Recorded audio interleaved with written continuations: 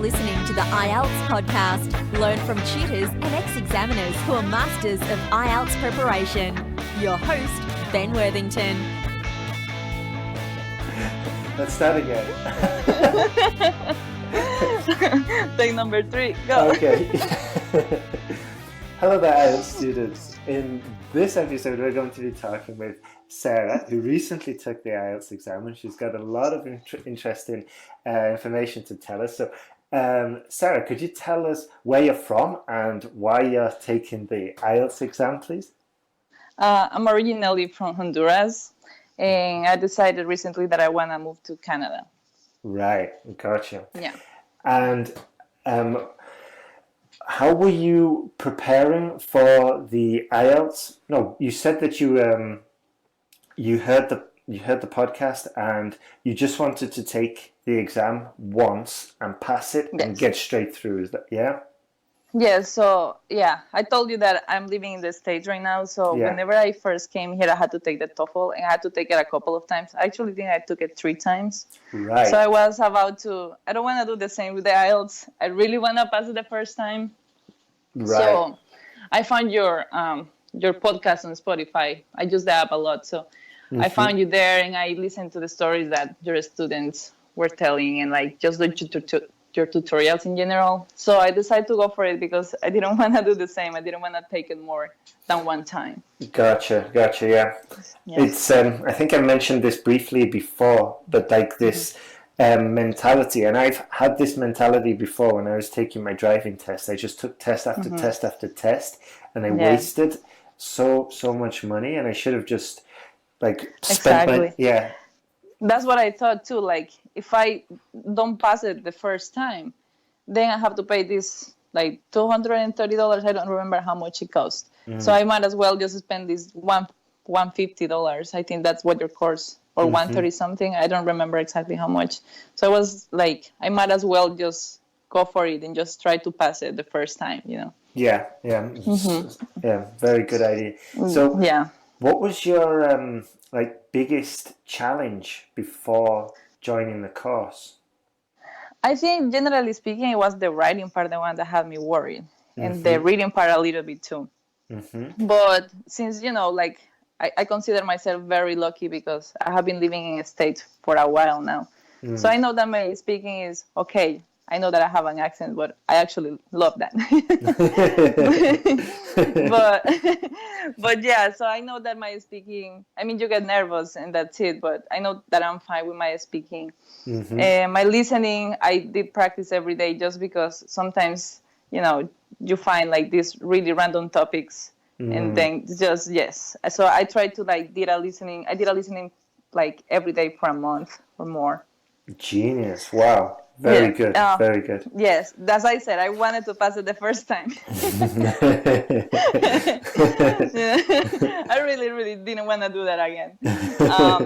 But then the writing part, even though I have been here and I did my undergrad and my master's here, I didn't, because of my major, I'm a music major, I didn't really get to write a lot of papers. And whenever I did, I had like so much time to do it. I had to write like research papers and stuff, but I had months to prepare for it. So I had never had to write a paper in such short amount of time, like in an hour, So I thought it was super helpful, like the way, like the formula that you pretty much give in your website was super helpful. Yeah. Excellent. Well, just 3 things then that I want to mention. When you said your accent and you're proud of it, this is a very important point that I want the listeners to be aware of. That, Sarah's got like when my American friends like make fun of him, it's like, can you speak another language though? Exactly. You should. The accent it should not be mocked. Someone's got an accent is because they've learned the language and they've put the time in.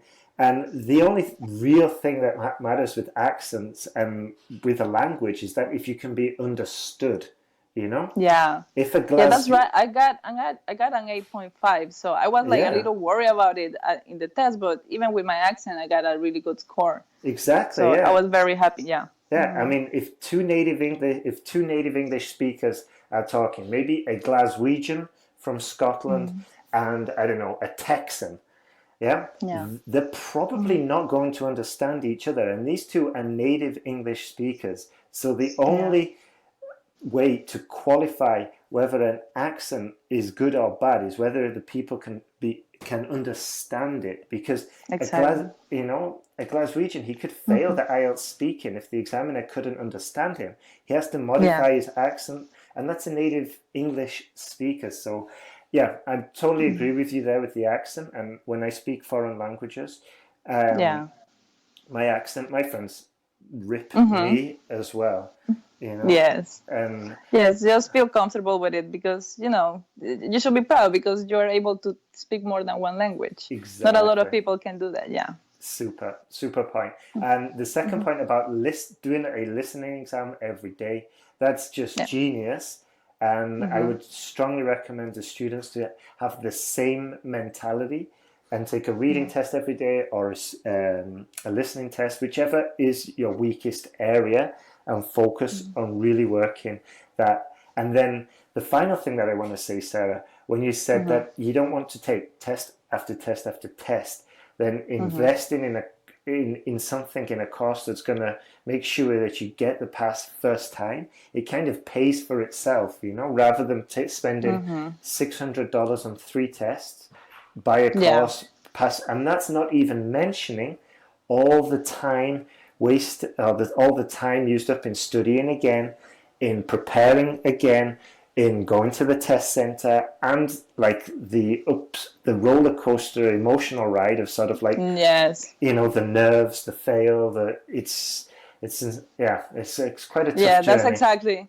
That's exactly what I wanted to avoid. I was like, I want to do it once. I want to go through the roller coaster, getting nervous, all of this. I had to commute like 3 hours from where I live to take it to, which is not a lot, but it's just like, it was such a long day, and I had to like travel the day before. I had to pay for a hotel, I had to do all this extra stuff. So I just don't want to have to do that again. Exactly. It's so much money. Yeah. Exactly. And it's not just like the money that you spend on the hotel or the trip to the examining center. It's like the time that you've lost as well. It's like a good Okay. But I have to cancel my lessons because I'm a teacher. I had to cancel my lessons like the day before, because I had to travel and get there early and just like relax the night before and try to get a good night of sleep and stuff. Absolutely. It's like a whole day's worth of income that you lost. Yes. All right. So you said we had a talk before, Sarah and I, because there's a bit of a misunderstanding. I thought she'd signed up for speaking classes, and I was like, this student's really good. Why does she want to speak? But anyway, Sarah is telling me beforehand that she was getting her essays corrected, and she said that, could you tell us why you wanted your essays corrected by like an expert rather than why didn't you give your essays to your friends? Yeah, like I said before, I consider myself lucky because I'm actually in the States right now. So I could have told like one of my American friends to, look over my essays. But since I had experience before taking this type of test, I really wanted someone, because I know that there is some like particularly like format that they are looking for, or like words that you're not allowed to use. Like one of my first essays, I was using the word kids a lot. And Ellen told me that word is like too informal for IELTS tests. So even if one of my friends were to like read this, they wouldn't have been like, this word's too informal for this IELTS essay, because they don't really know. So I just wanted someone that know what they are doing. Like, you make your living doing this.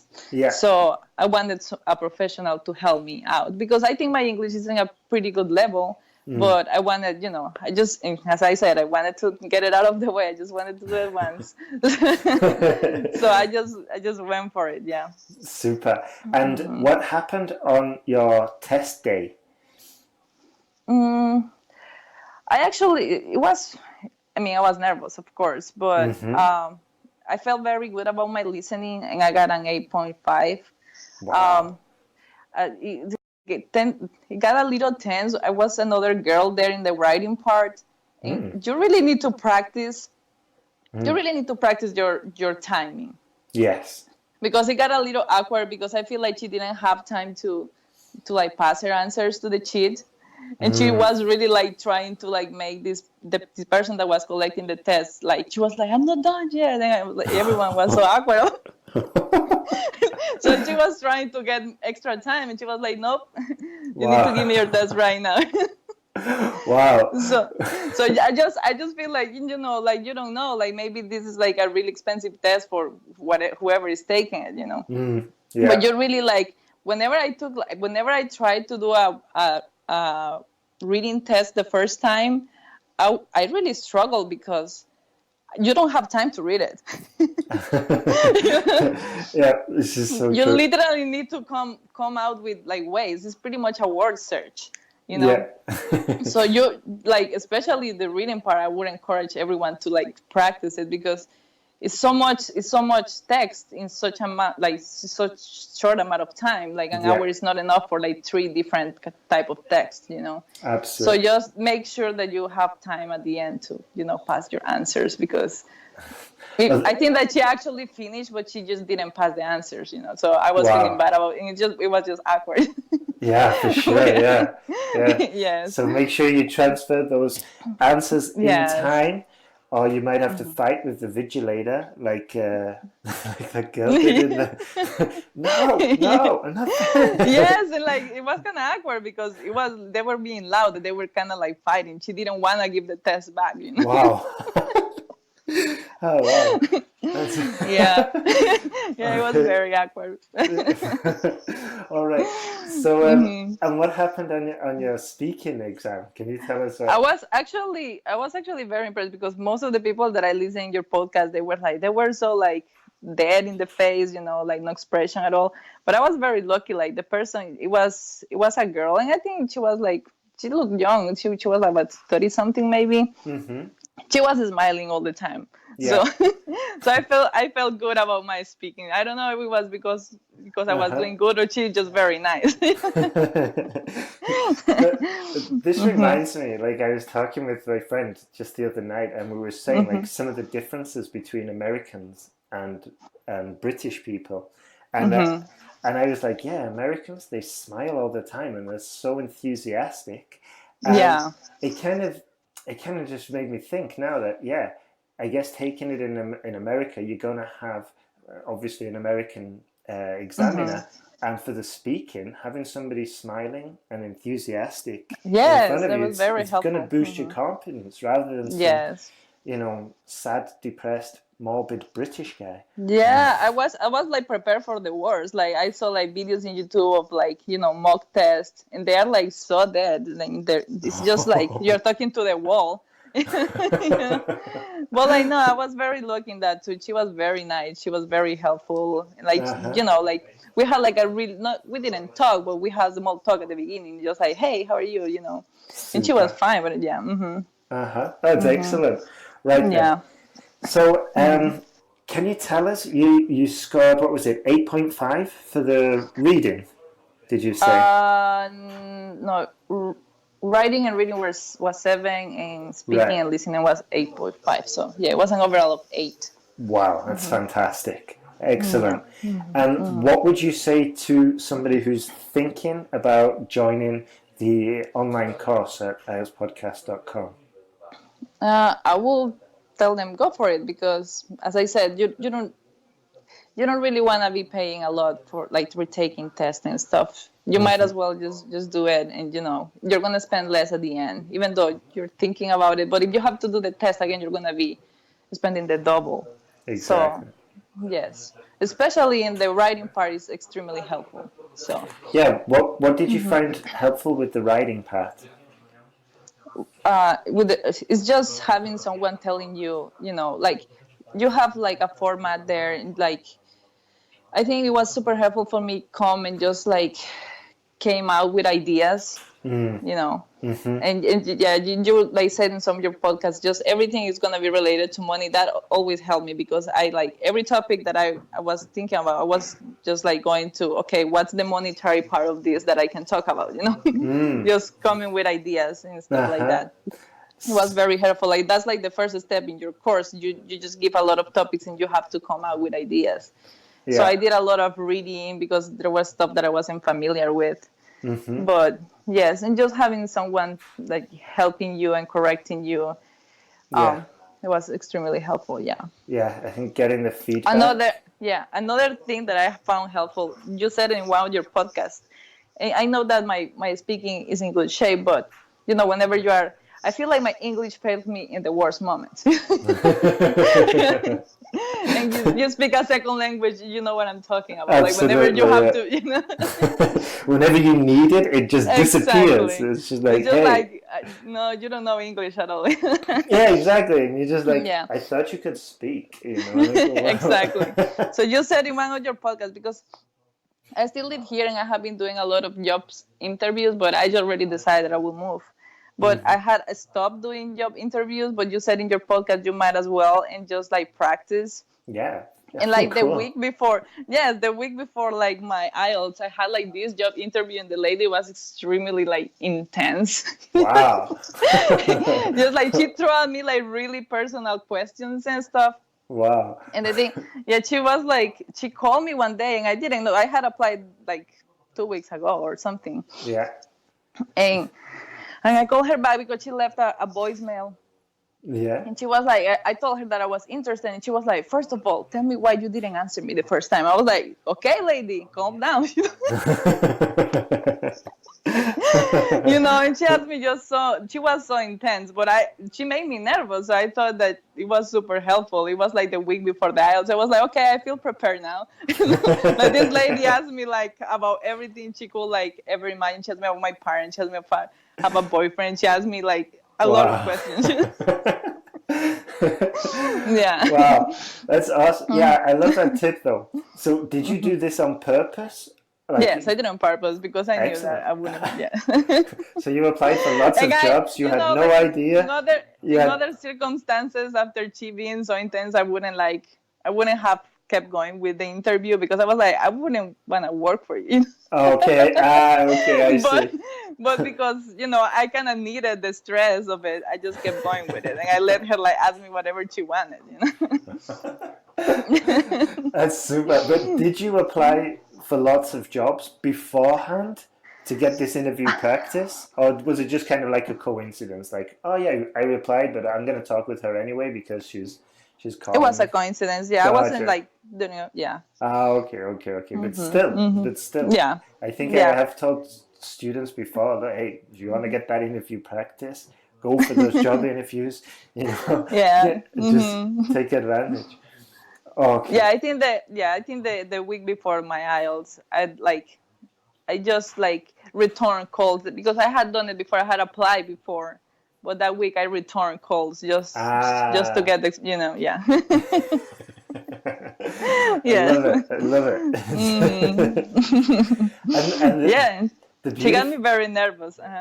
Yeah, maybe we can share her number and the job advert. I feel like somehow she will be happy to. You know? She was so intense about it, so she probably enjoyed like making people nervous. Okay, well, just for the record, for those listening, although I would love to put her number on the site, it's not going to happen. But the message is there. Go to the Facebook page. I'm just gonna go and casually, just kidding, casually leave her like phone in the wall, you know. Yeah. By the way, this woman's really good at interviews. By the way, ... Yes. Okay, Sara. So we're going to come to an end. It's come to an end of the podcast now. It's been a pleasure talking to you. Do you have any tips for students or anything else that you would like to add for students who are preparing for the exam at the moment? Just make sure that you you practice and you have enough time to put your answers to your sheet. Like I found like the not giving questions in the writing test particularly hard. So I download some book on Amazon that is just like this type of questions, like, so just practice whatever your weakness is most, Super. Okay, well, thank you very much, Sarah. It's been a pleasure talking Thank you, Ben. with you.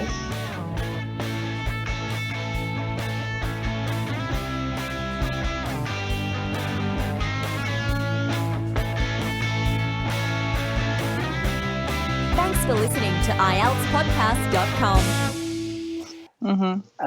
Okay, we can finish. And Sayel and I say thank you too. I found like her help very helpful, so thank you both.